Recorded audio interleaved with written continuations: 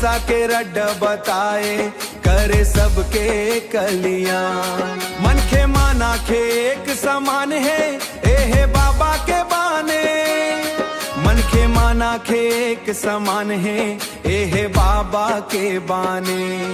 भेड़ भाव ला दूर भगाबो, गूंजे दुनिया मन कहाने। सतनाम के जोत जलाबो, गुरु बाबा के गुण गावो। सतनाम के जोत जलाबो, गुरु बाबा के गुण गावो।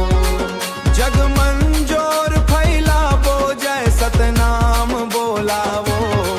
सतनाम के जोत जलाबो, गुरु बाबा के गुण गावो।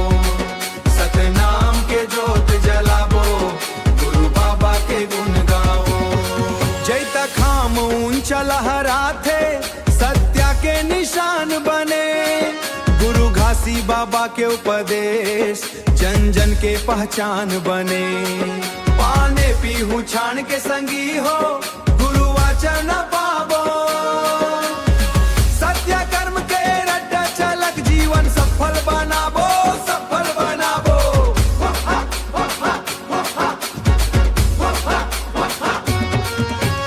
अमृत बाने गूंजत जावे, गान गान औषहा।